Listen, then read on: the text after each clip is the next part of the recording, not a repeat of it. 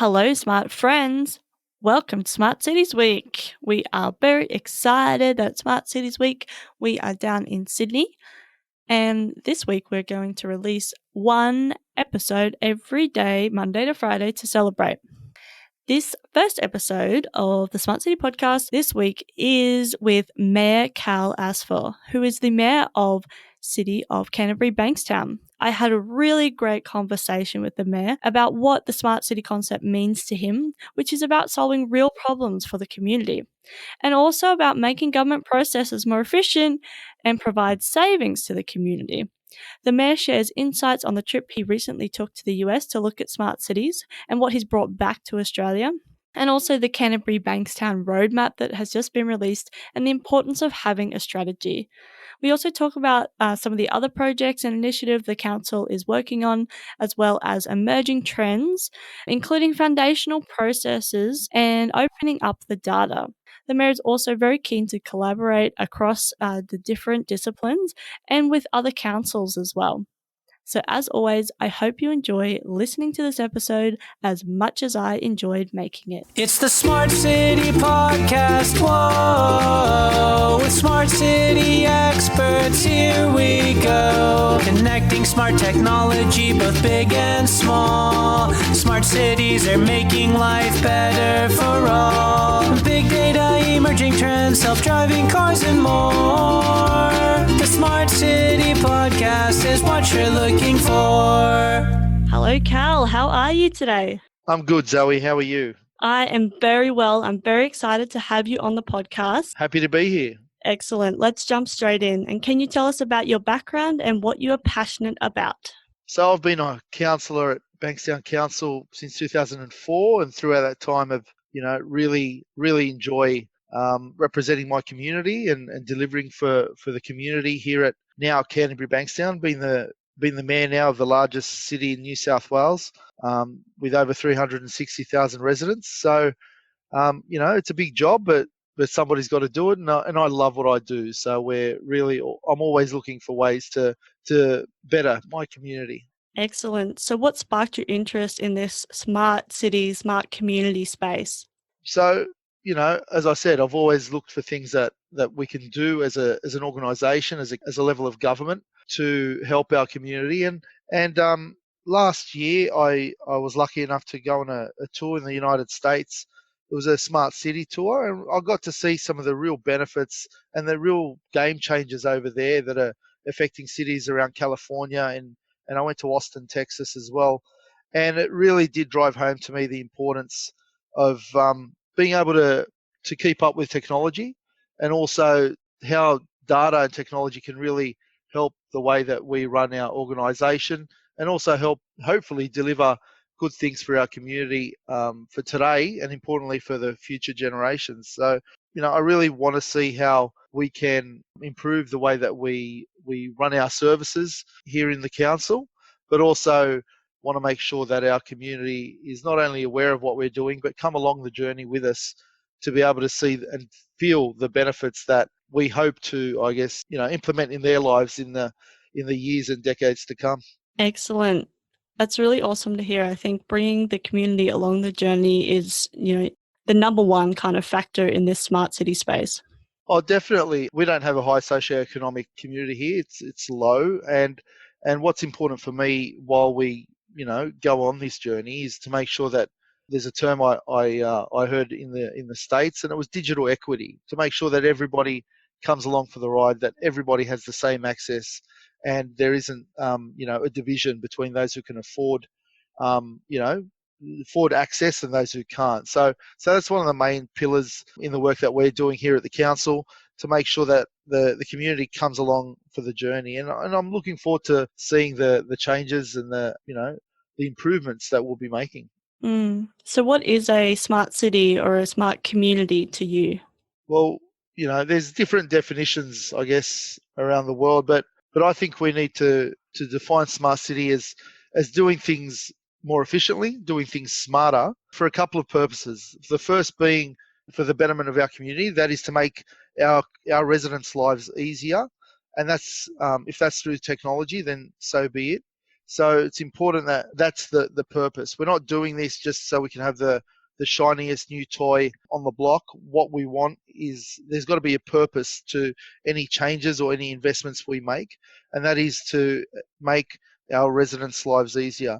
The next point I'd make is that technology is moving so fast, and we just need to make sure that we're ready for it and prepared for it. Otherwise, it will just find itself in our lives. And I think it's important that as a level of government that we are ready for it. So they're the main things that I see smart cities as being: an organisation being more efficient, that saves money in the long term, and that money can be reinvested into services for our community coming on board, and for us to be able to be ready for any, as ready as we can be for any change in technology that comes our way. Mm. That's really awesome to hear. I like the readiness because sometimes I think we forget that it's all well and good to try and, I mean, look to the future for that technology, but we actually need to be ready now for the technology that's available. So it's really important for councils to have, that kind of expertise and knowledge in-house, or know when to bring it in. So I think that's a really key area. Yeah, look, as I said, I think there's technology is moving at such a fast pace, but it needs to have purpose. It needs to have a reason for being. It can't just be because it's new and fancy. And that's why if it can happen and we can be prepared for it. And at the same time, and it's critical that we see that it's going to enhance the lives of our residents and perhaps fix some problems that we face as a community, then it's something we should look at, invest in, be prepared for. Yeah, I agree. Why do you think that this concept, this smart city, smart community concept, is so important? Well, we have some real problems, I think, as a city, as cities across Sydney and across the world have problems in relation to waste, have problems in relation to the change in the climate. So climate change is another one, and energy, for just to start with. So we need to really look at how we source our energy. We need to look at how we dispose of our waste, how our waste gets collected, why it gets collected in a certain way. I mean, these are all examples of problems that we know exist, and we need to see how technology and data can help us fix those things. And I think that's why smart city is so important when you do it on a citywide basis. We can really tackle some problems by knowing, for example, what type of waste our residents are disposing of. That can help us source where we then dispose of it, and how we can perhaps recycle it or reuse it, as an example. So waste being one, energy being another. Smart lighting can save us on costs on our energy bills, which will then hopefully reduce the cost of the council's energy bill, which means we can charge less to our community when they're using our local sporting field or the local swimming pool or the local library. So it all has a flow-on effect, and it's all connected. And I think it's important that we embrace the smart city concept, because the benefits for everybody, are, I think, unrealized at the moment, but is something that there's definitely going to be a benefit in for our community. And that's the aim for me, to make sure that, if we can save our residents some money, if we can reinvest any savings we make, and at the same time do it in a way that's better for the planet, that's definitely something we should, as I said, investigate and invest in. Mm. Excellent. How do you think that Australia is embracing this concept so far? Oh, I think there are some areas, some councils, some governments doing it well. I think we're learning a lot, and we're learning pretty quickly from what's happening in other parts of the world, in Europe and in America, for example. And I think it's important that we continue to learn from them. What I took out of that trip to the United States is we can't just do things on our own. There's no point reinventing the wheel. So it's about looking at what other cities have done, and it might not be the same fit for our city here at Canterbury Bankstown, but we can learn from them, and we don't need to make the same mistakes as them. So as a country, I think we need to invest more in this space. The federal government is, I think, trying, but I don't think they're trying hard enough. I think they need to really invest some more into councils across the country, and I think the state governments need to do their bit as well. I just think that we're lagging behind the rest of the world, and we need to play a little bit of catch up. But to do that, we need to make sure we know what we want. And that's why here at Canterbury Bankstown, we've just endorsed a roadmap to make sure that we know what our values are in this space, we know what our challenges are, and we know why we're going to move forward in this space. Having principles in smart cities is important, and to make sure that we adhere to those principles moving forward is critical for me. So I really want Canterbury Bankstown to be a digital city, a resilient city, and I want us to be comfortable and understanding of technology and data, and all that needs to be done as a community. It can't be just the council doing it on its own, or academia doing it on its own. It's about collaboration. It's about making sure that we're all talking to each other, that there's the right amount of support and investment from the federal and state governments. And therefore, then Australia as a nation, in my view, will be equaling other cities across the globe. Mm-hmm. You've put together this roadmap. I'm really keen to hear a couple of things. Why was it so important for you, for Canterbury Bankstown, to have a vision and a roadmap moving forward? Like, obviously, we realise that in the smart city journey, if we're not moving towards the same goal, we're going to have issues. But I'm keen to hear why you think it was so important to put this roadmap together. I think for everything we do, we need to have a strategy in place. We need to have a plan in place. And this is our Canterbury Bankstown Smart City Plan, if you like. And, it's an example of, or it's a declaration to the public of, why we're doing this, why it's important to us to think about when we're making important decisions, and also about setting some actions as to what we're going to be doing now and into the future to make us reach that end goal of becoming a smart city.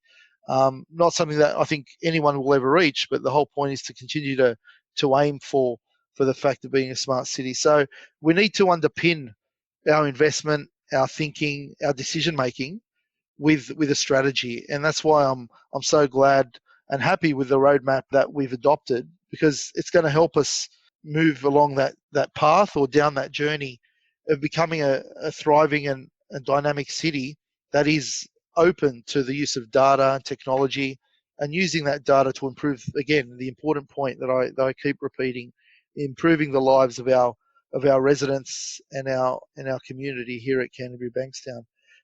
Without it, perhaps there'd be investments in things that we had no basis for, or because we got sold a puppy, or we thought that maybe it would improve something, but then the technology came in, and what we invested in became obsolete, because that's how fast that's the fast pace of this space. But as I said, having that strategy, knowing what our challenges are, and being ready to tackle them, is why having a roadmap when moving in this smart city space is important, and not being, I guess, misled or sidestepped when other people, other governments, or other corporations and academia are making decisions or predictions about what the future will look like. That's awesome to hear. I'm really keen to hear about some of the projects and things that you are currently working on in Canterbury Bankstown. So we've been working on this strategy for a while now, and we've got our principles in place. We've got our priorities in place now, and we're really focusing on three main categories, and that is smart people, which talks about informing and engaging our community, which talks about a culture of innovation, and leveraging partnerships with our and stakeholders. That is working with others in our city to make our people more engaged, smarter at what I guess we're aiming to do. The other is looking at our place, looking at how we use infrastructure, how we can better use maybe that infrastructure, assessing it and maintaining those sort of, maintaining different infrastructure in our city. And importantly as well is process. So using that data to make real improvements, and, whether it's platforms or policies, making those improvements to help us achieve our smart city efforts. So you asked about the projects, Zoe. We want people to be, or have more access to our services. We want our services to be more efficient. we're looking at the sustainability of our waste. You know, a common complaint I get is the dangerous, I guess, environments around our local schools. We have over 115 schools in the city of Canterbury Bankstown, and issues of double parking at pickup time or drop off time are a concern. We don't want any children or any students being hit. So looking at how we can use technology and data to resolve maybe some of that double parking problem or people parking illegally. We've also adopted just to start off with, in relation to electric vehicles, we don't think the take-up rate is high enough in this country, and we think that's mainly because people just don't know what it looks like or feels like or what the benefits are.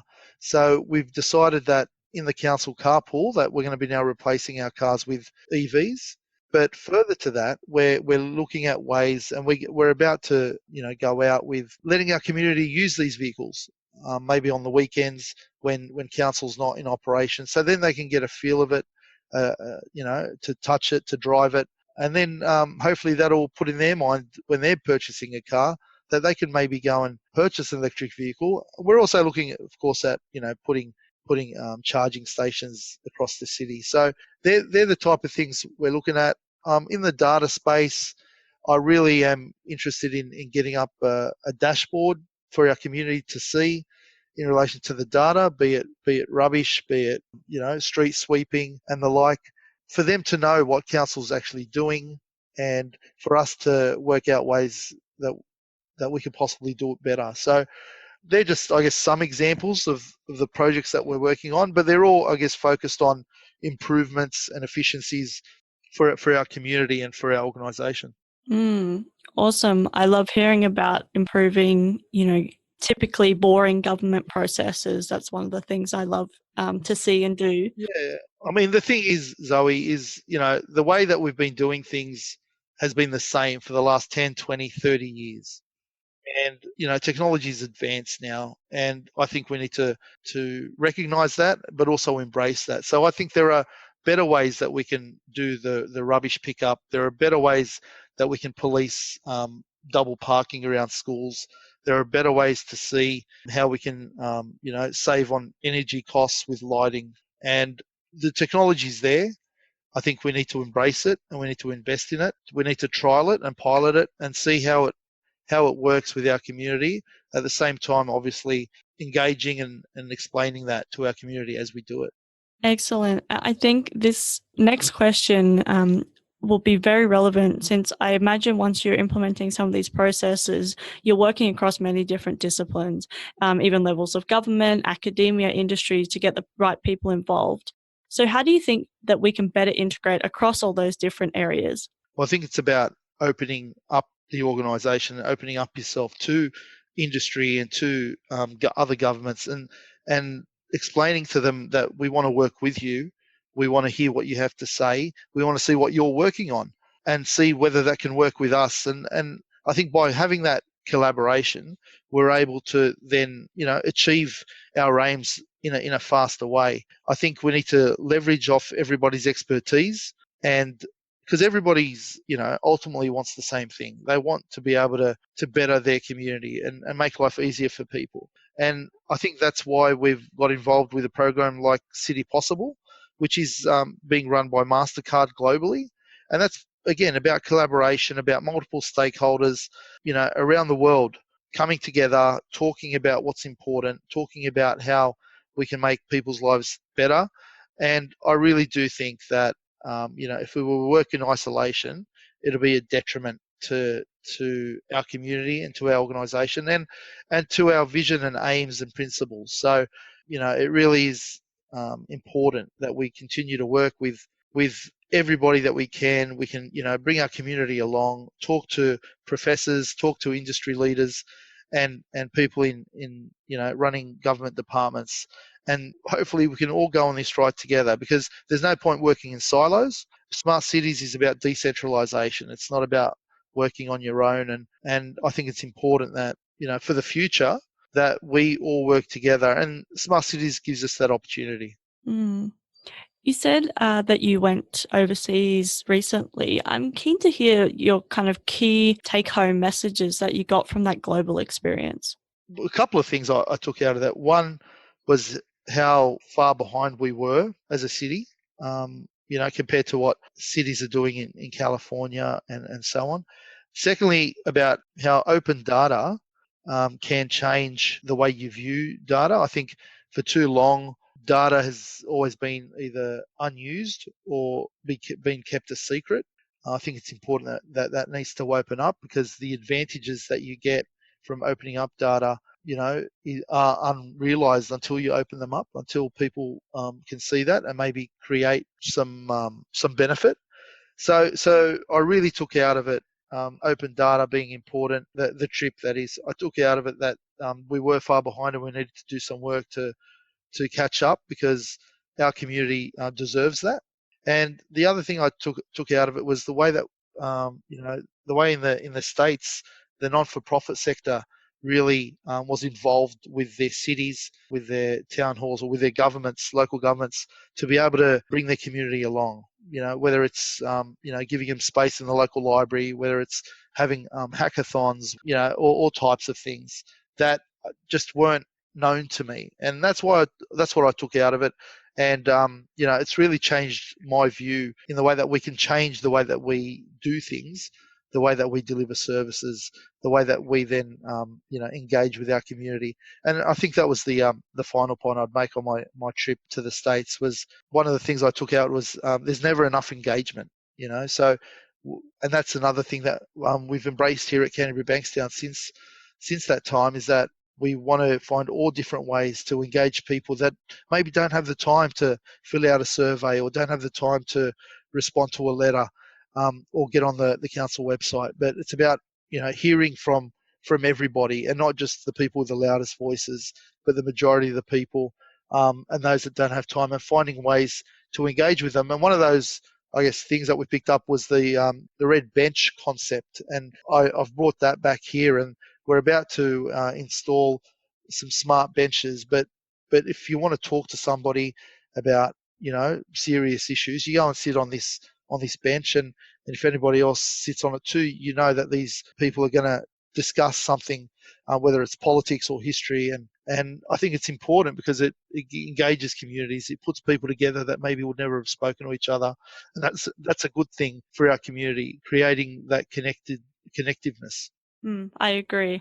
What do you think the emerging trends are that people aren't talking about enough? I think people have focused too much on the technology, and there are people knocking on the door all the time wanting to sell councils something that is going to supposedly improve, their services, or their processes, or their communities. But I think it's important that you get the foundations right. I think that's not being talked about enough.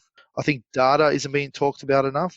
Councils across this country have a whole heap of data, but they just don't place an importance on it. So I think that needs to happen, so they make the right decisions. They, in the States, a lot of the big councils were employing data analysts and data scientists to be able to find out exactly, what is happening in their city. And it's not just on hearsay or second guessing or thinking that that's the way people are doing things, but actually having the data in front of them and knowing why their residents are, behaving in certain ways. And I think if we can utilize that data, if we can have a proper strategy, if we then understand what the technology means and how quickly it can become obsolete, if we can have support from the governments, whether state or federal, to allow us to innovate. I think that's the critical part here. We'd love to do more innovation in the way we do things, but we're very restricted, whether it's in procurement or whether it's in government policy. We're hindered. And that's just because the way it has been for the last decade or so. But I think it needs to be opened up. There needs to be less regulation and more thought about how we can innovate to make things better for our community. Legislation doesn't allow us to do that at the moment, and I think that's a real shame. So I guess there are a couple of things that maybe people aren't talking about, but the conversation needs to move to that space. And I think local government will be moving in that space in New South Wales anyway in the next few years, because if it doesn't happen, it's going to be really hard and frustrating for us to find these answers to these challenges and not being able to enact them. It's been so excellent to talk to you. I'm so glad that you made the time to come on to the podcast. I'm happy to, Zoe. It's been really good too, because smart cities is important, and for us it's not about doing it on our own. We want to talk to other councils. We do want to talk to industry leaders and academia and other levels of government, because I think only together, collaboratively, we can move forward in this space. Excellent. I really just have one last question, which is how can people connect with you? Oh, look, I'm easily found on all the social media avenues, on Facebook, on Twitter, on email. We've got the Canterbury Bankstown Council website. I'm happy to talk about this topic. I really do enjoy it, and I'm very passionate about it. Excellent. Well, thanks again for coming on to the podcast. I'm really looking forward to hopefully meeting you down in New South Wales one day and having a chat over a coffee or something. Sounds good, Zoe. Look forward to it. Just look me up. Will do. Thanks so much. Talk soon. Bye-bye. Bye. Bye. It's the Smart City Podcast. Whoa. Thanks so much for listening to the Smart City Podcast. Show notes for this episode and all other episodes can be found at thesmartcitypodcast.com. If you have any questions or comments for me or any of my guests, connect with me via email, zoe@thesmartcitypodcast.com, or via the socials. I'm on Twitter and Facebook @SmartCityPod. As always, I hope you enjoyed listening to this episode as much as I enjoyed making it. Smart City Podcast is what you're looking for.